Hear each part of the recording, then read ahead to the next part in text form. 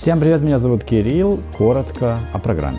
В сегодняшнем видеоуроке я научу вас, как по-английски можно передать наше русское «мы ездили на природу», и я думаю, что вы немного удивитесь. Ну и по традиции я прошу вас написать себе на бумаге, не в комментариях. Кто-то мне даже написал: а разве комментарии не продвигают видео?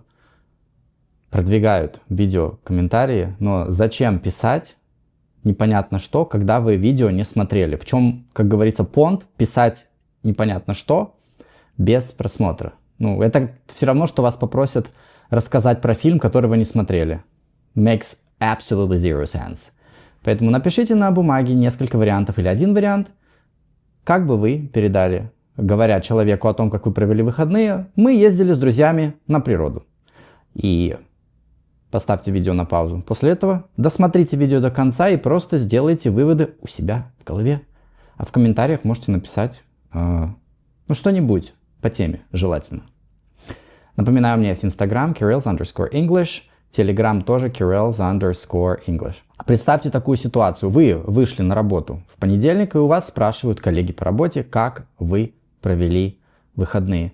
How was your weekend? Обращаю ваше внимание, что в русском языке для нас выходные — это 2 дня в множественном числе. В английском языке выходные, суббота, воскресенье — это weekend, это он. В общем, это единственное число. В английском языке слово weekend — это выходной. В русском языке мы к нему относимся как к 2 дням, то есть к субботе, к воскресенью мы говорим выходные. В английском языке weekend — 2 дня, несмотря на то, что это 2 дня, это единственное число.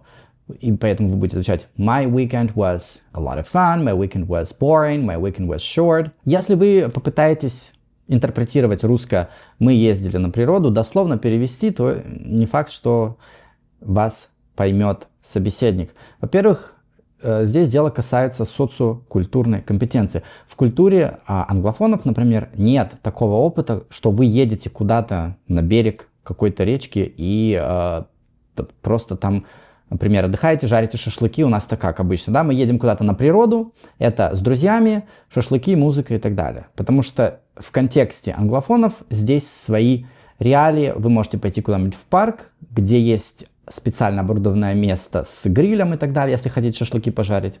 Если вы хотите на пикник, тоже можно пойти в парк с одеялком. Немножко другой опыт, другая культура. Поэтому, когда вы это будете интерпретировать на язык другой, чужой для вас, вам нужно учитывать эти социальные нормы и культурные особенности этого языка. Поэтому, если вы просто скажете то, что вы скажете, не учитывая это, коммуникативная задача не будет решена. Напоминаю, что в лингвистике, в педагогике мы говорим о коммуникативной задаче. Что она решена, это когда нам нужно донести до собеседника какую-то мысль, и мало ее просто донести, надо, чтобы он ее еще понял, отреагировал, и чтобы вы его поняли. Тогда коммуникативная задача будет решена, все будут счастливы. Я предложу несколько вариантов. Безусловно, это варианты мои, это то, как бы я выразил это по-английски, понимая все, что вокруг происходит у меня, ну и живя в англофонной среде больше 17 лет. У вас варианты могут быть свои. Не думайте, что это exhausted list of how you can express it. Это, так сказать, я вам даю идею, какие-то наработки, а вы уже там можете expand, расширить это, добавить чего-нибудь своего. Как говорится, нет предела совершенству. Допустим, человек спрашивает: How was your weekend? What did you do? Вы говорите: My weekend was so much fun. We went out to the lake for a barbecue.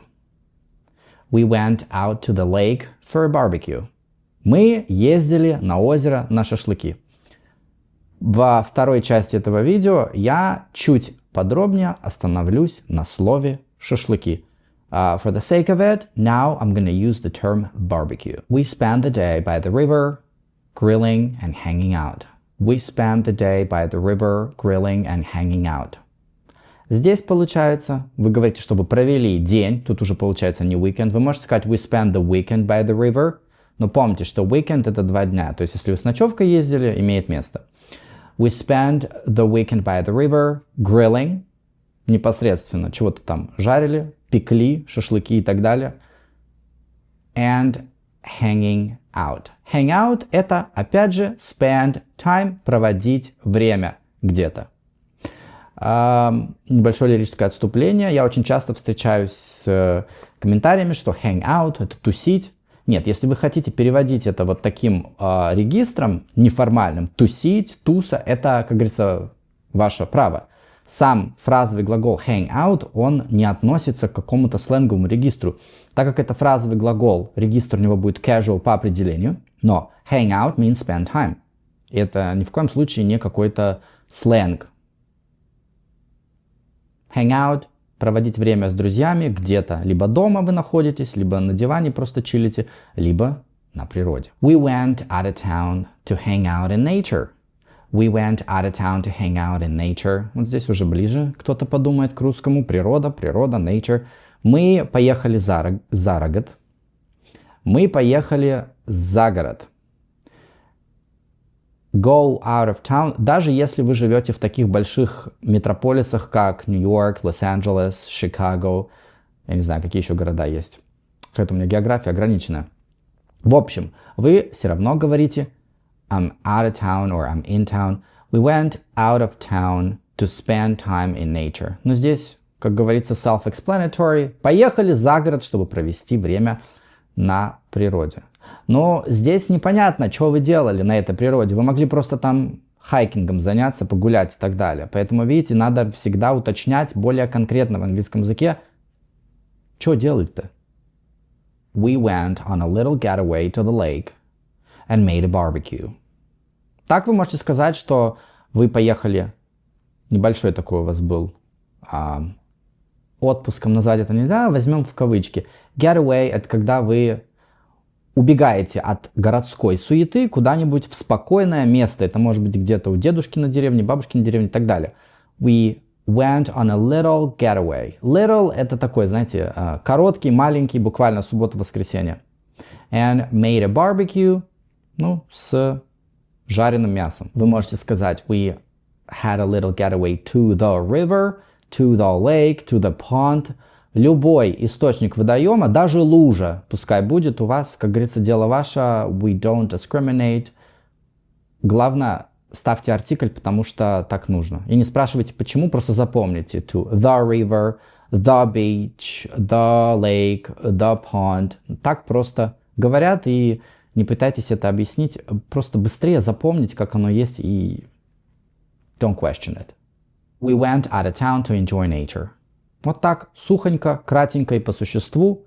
We went out of town to enjoy nature. Мы поехали за город, чтобы насладиться природой. И тут опять же непонятно, а как вы ей наслаждались? Вы наслаждались ей, это глагол активный или это глагол состояния? Поэтому лучше уточнить, что там было. Шашлыки, радио, танцы, обниманцы. Дальше. Сейчас мы двигаемся на территорию, которая больше ближе к США. Например, вы можете сказать My weekend was so much fun. I spent my weekend hiking. Я провел выходной, гуляя где-то в горах. I spent my weekend camping. Вы можете добавить информацию, где I spent my weekend camping at Yosemite. Yellowstone. Все national parks, которые вы знаете, вы можете говорить I spent my weekend chilling by the pool or relaxing by the pool. Обратите внимание, что мы используем здесь герундий. I spent my weekend doing exactly what? Chilling, hiking, camping, etc. We went to the park and had a barbecue. Потому что здесь есть места специально оборудованные. Вы идете в парк, у вас там есть свой fire pit или это grill, вы его арендуете и делаете свои дела. We went to the park, опять же с артиклем the. Все вот эти public места, обычно, когда вы говорите мы ходили куда-то в парк и в контексте определенного города, это всегда будет определенный артикль the. We went to the park and had a barbecue. We had a little barbecue at the park with friends. We had a little barbecue at the park with friends. Мы шашлыки жарили в парке с друзьями. То есть вот такие варианты, это то, как бы я передал, мы были на природе, ездили на природу. Now, про шашлыки. То есть вы знаете, все говорят barbecue, но шашлык, barbecue — это любое жареное мясо. Правильно? Когда мы говорим о шашлыках, у каждого человека, русского, русскоговорящего, славянина, возникает имидж шампура, мясо кусками порезано, нанизывается на шампура, да, мангал и так далее. Поэтому барбекю это будет слишком общий термин. Если вам этого не хватает, а я знаю, многим этого не хватает, вы можете использовать термин шашлык, есть шиш-кебаб. Шиш-кебаб, по-моему, это турецкое слово, в английский язык пришло. Кебаб может писаться через A, через O, it doesn't matter. Шиш, по-моему, это sword, вот этот вот сам шампур, вот эта вот спица вязальная, как я ее называю, skewer.